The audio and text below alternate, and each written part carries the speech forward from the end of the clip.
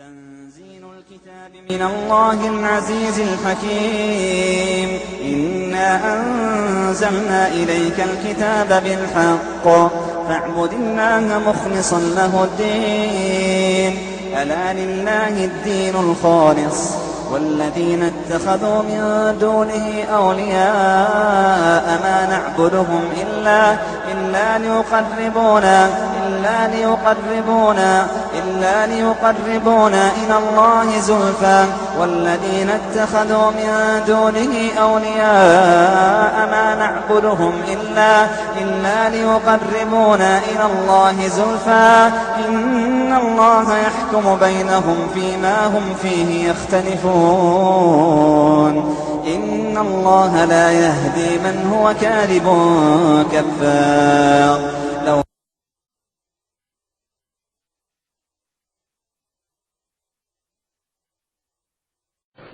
بسم الله الرحمن الرحيم. الحمد لله رب العالمين وصلى الله على نبينا محمد وعلى آله وصحبه وسلم. We continue the explanation on القواعد والأصول الجامعة والفروق والتقاسيم البديعة النافعة, the basic rulings, principles of fiqh, beneficial and eloquent classifications and differentiations by Shaykh Abdul Rahman bin Nasir al-Sadi Rahimahullah.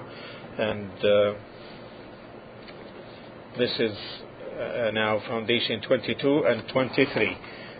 The title of the foundation is الصلح جائز بين المسلمين إلا صلحا أحل حراما أو حرم حلالا والمسلمون على شروطهم إلا شرطا أحل حراما أو حرم حلالا. Now, the translation of the meaning of the foundation is: reconciliation and agreements are permissible amongst Muslims except those rendering the unlawful lawful or the lawful unlawful, and Muslims are upon their conditions except a condition making the haram halal, the unlawful lawful, and vice versa. I repeat, reconciliation, the heading of the foundation is: reconciliation and agreements are permissible amongst Muslims except those rendering the unlawful lawful or the lawful unlawful.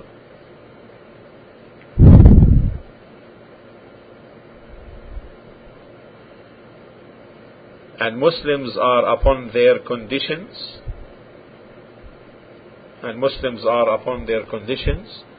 except a condition making the haram halal, the unlawful lawful, or vice versa.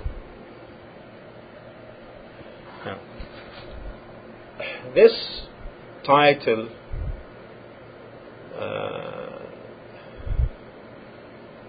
or these foundations are the basis for a narration which is authenticated by more than one of the Imams of Hadith.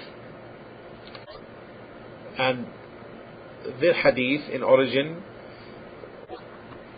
is authenticated by way of its many transmissions. These two foundations are of great benefit,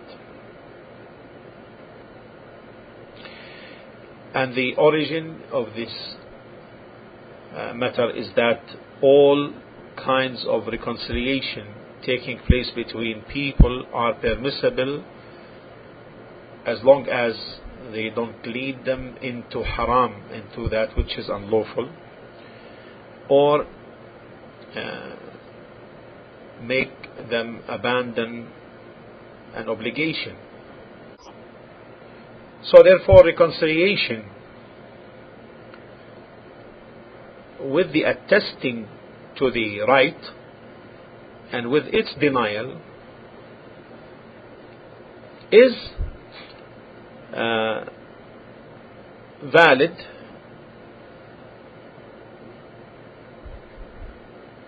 For example, if someone claims that this watch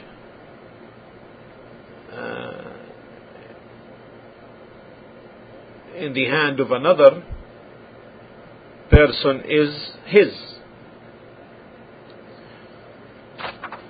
and the other person tells him, yes, it's yours,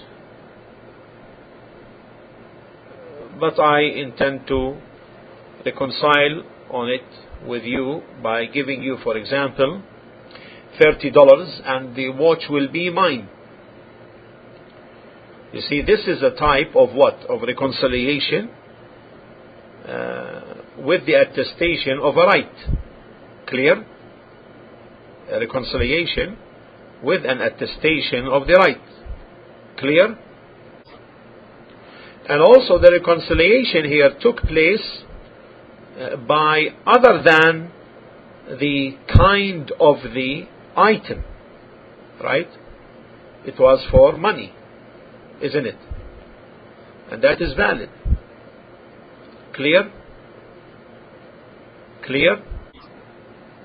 Now, what about in the case of the denial? Right? The case of the denial. The same example. He tells him, this is my watch. He says, no, it's not yours. Now they fear that the matter will prolong. The dispute will prolong. So they reconcile. This is valid. And this is a reconciliation with denial. Is that clear? Is that clear? This is the example on the reconciliation with the denial. However, the reconciliation in this matter, with respect to one of them who is lying, listen carefully, the reconciliation with respect to whoever is lying from them is invalid, although on the apparent it is valid. On the other hand, if one of them knows that he is liar, then the reconciliation with respect to him is invalid, and his dealing in the matter of compensating or returning in return whatever he took for this false claim is batil, is invalid, and his affair rests with Allah. However, in this life we correct the reconciliation. You see, we consider it on the apparent as valid, but with Allah subhanahu wa ta'ala, his hisabuhu ala Allah, his recompense is with Allah. So in this case, he claims that this watch in the hand of such and such is his. So he responds and tells him, this is not yours. And so they reconcile such that he will give him some other watch. The reconciliation here is permissible, and it is a reconciliation of the denial type. However, the liar amongst them, it is not permissible for him to reconcile, because he is a falsifier. Now, similarly, the reconciliation on established rights to be dropped by the one who owns them. By the one who owns them. Like, for example, the choice of a defect. The choice of a defect. Example. You buy an item or an article, and you discover in it a defect. So you take it to the one from whom you bought it, and you tell him, I found in it a defect. So he tells him, okay, I will give you. I will give you. And then we reconcile. I will give you to compensate for that, and we reconcile. Now, so for example, I will take off this, such and such from the cost, or I'll give you such and such. You understand? So they agreed. So this is permissible, and there is nothing wrong with this.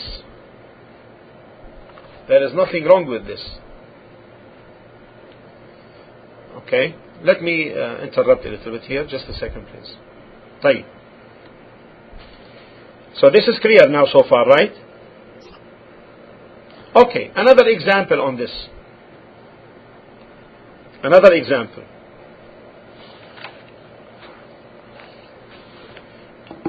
Also reconciliation in the established rights. We are talking about the reconciliation now in the established rights. Take for example the right of الشفعة.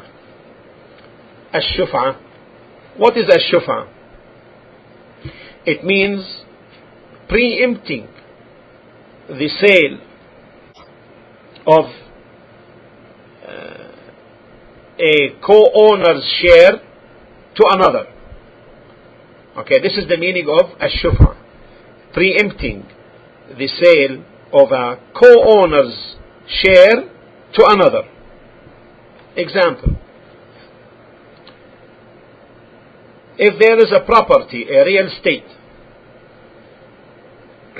shared between Zayd and Amr. Okay? Between Zayd and Amr. Now Amr sells his share to Khalid. Okay? You understand so far? Amr and Zayd share a property, share a real estate, a piece of real estate. So Amr sells his part to Khalid. Now, Zayd has the right to take from Khalid this part for the price he put. You understand? For the price he bought it for. Okay? This is the right of Shufa. This is the right of the Shufa. It means there is a real estate shared in ownership between Zayd and Amr. Right? Now Amr sold his share to Khalid. You see, but this is a co-owned property. So Zayd has the right to take from Khalid this part for the cost which he paid in order to buy. So if Khalid desires this property and says, I will give you in return compensating, okay, and in this way I will drop your right for this shufa, according to the correct opinion, then it is valid. According to the correct opinion, it is valid. This is the right of preempting. This is known as the right of preempting. So because Ali now is Khalid is a third party, and in this case here Zayd can legally request Ali to sell the part to him by the right of preempting. Because there could be harm in this business transaction, harm inflicted on Zayd. You understand? Can be forced. So therefore here, if they reconcile, then it is valid. Why? Because in this case, Zayd has the right, the established right. And he can make reconciliation on his established right. You understand? This is another example. No. In the cases of preempting, as-shufa. Another thing is also of these types is in business transactions, both the buyer and the seller have the right to stipulate an option. Look, they have the right to stipulate and quote an option to cancel period, an interval during which either party may cancel the agreement, and it's up to 3 days. You understand? This is known as option to cancel period.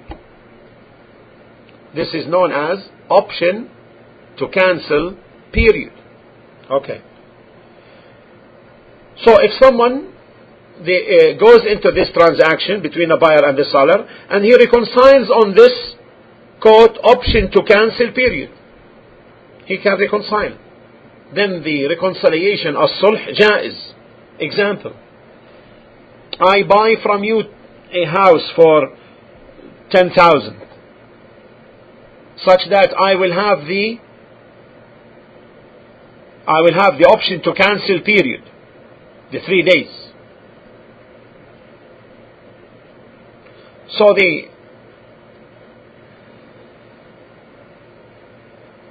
the seller reconciles and he says,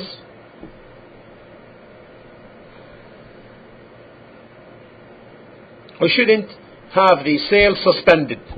I will reconcile with you for this option to cancel period, and he gives him, say, also 10,000. And you agree. You, the seller, you are the buyer, you agree, because this is your right. In this case, there is no harm. You understand? Because you drop your right. You drop your right for reconciliation. So if you have an established right and you drop your right for reconciliation, then there is no harm. And these are the examples on this. Because of the generality of the hadith's applicability, and because there is no mahdhur shar'i, there is no legal impediment. Similarly, if he reconciles with him on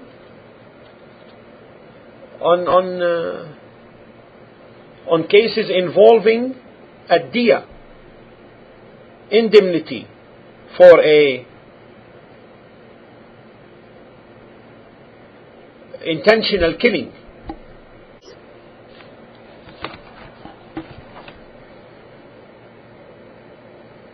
if both sides, the victim and the victim's family, agree on an indemnity of lesser than the amount, for example, then this is legally valid. And so also with respect to parts, injury in parts, the same thing. Also the same thing if he reconciles with the individual, with a person on an unknown value of debt, unknown value for the debt and the rights. He reconciles for a known value. This matter is very beneficial. Between two people there can be a transaction involving debts unknown. So they sit together and they come to an agreement and an estimate, known estimate, and each one of them cancels the debt for the other, clears the other from responsibility. This is permissible, and this is so much beneficial. Why? Because many people involved in these transactions were overwhelmed with worries because of these debts, which they don't know their real value or estimate or amount. So in this case, they are relieved because of these reconciliations. Is that clear?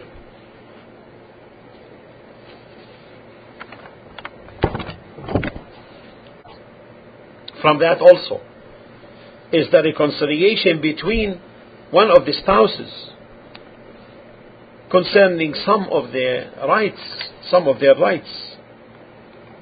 either of the past or of the future.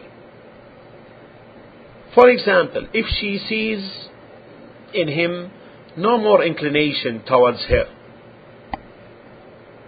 so she may drop some of her rights in order for him to keep her undivorced. As Allah subhanahu wa ta'ala stated in Surah An-Nisa, chapter 4, she can drop some of her rights. Yes, chapter 4, 128. Listen to what Allah subhanahu wa ta'ala says. وَإِنِ امْرَأَةٌ خَافَتْ مِنْ بَعْلِهَا نُشُوزًا أَوْ إِعْرَاضًا فَلَا جُنَاحَ عَلَيْهِمَا أَنْ يُصْلِحَا بَيْنَهُمَا صُلْحًا وَالصُّلْحُ خَيْرٌ. And if a woman fears cruelty or desertion on her husband's part, there is no sin on them both if they make terms of peace between themselves. And making peace is better. Look at this. And making peace is better. And now, this statement, as-sulhu khayr, was-sulhu khayr, and making peace is better, is a general statement. Allah subhanahu wa ta'ala did not say the peace between them is better. You understand? There's difference. Allah said, and making peace is better. Allah did not say, as-sulhu baynahuma khayr. Peace between them is better. He didn't say that. Why? In order to make it clear that all reconciliation of peace, all of them are better. All are good. General. And from this is the saying of Allah in Surah An-Nisa 4:19. فَإِن كَرِهْتُمُوهُنَّ فَعَسَى أَن تَكْرَهُوا شَيْئًا وَيَجْعَلَ اللَّهُ فِيهِ خَيْرًا كَثِيرًا. If you dislike them, it may be that you dislike a thing, and Allah brings though or through it a great deal of good. Listen, here Allah did not say فَعَسَى أَن تَكْرَهُوهُنَّ. He said it may be that you dislike a thing. He didn't say it may be that you dislike them. You see that? You see that? Why? In order to make it general in terms of its applicability. To make it general. So many things,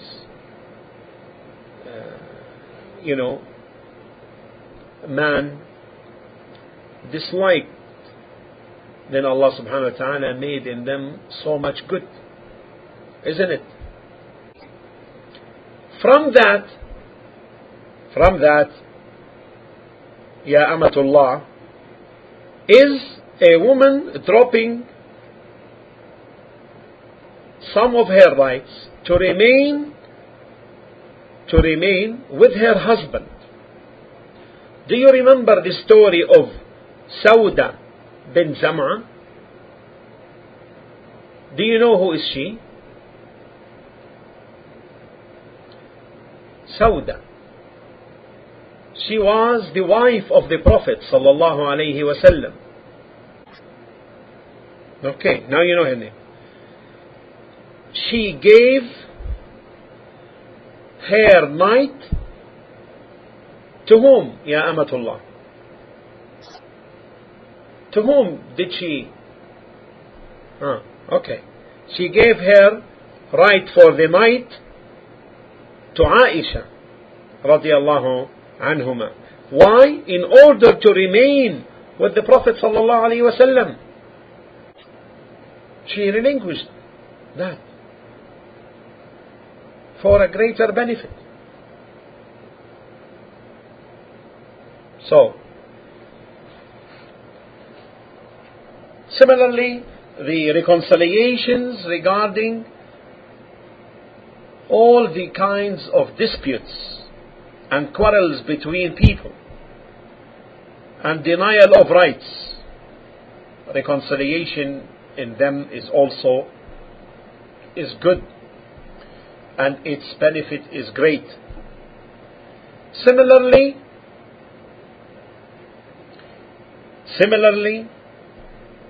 in accordance with the correct opinion,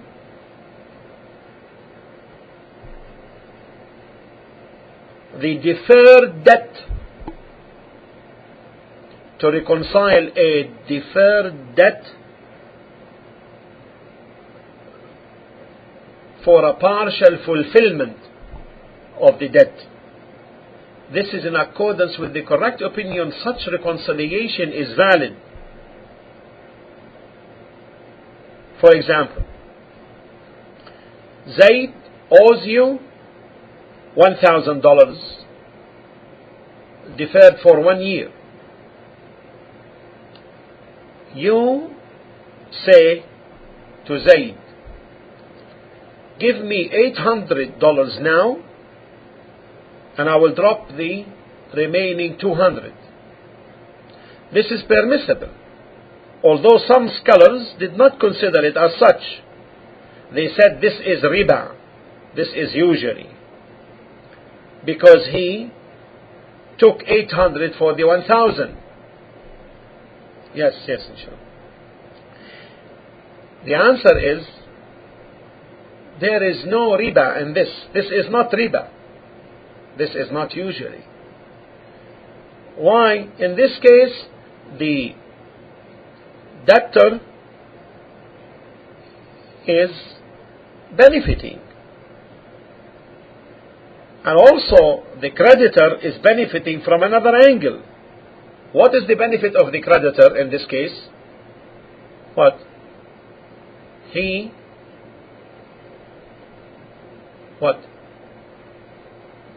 Yes, get the payment early return of the money. Yes,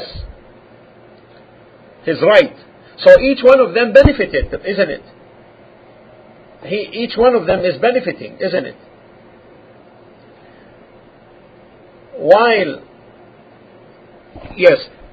with riba, with usury, the injustice is from one side, is on one side. Because the one who is paying more is what?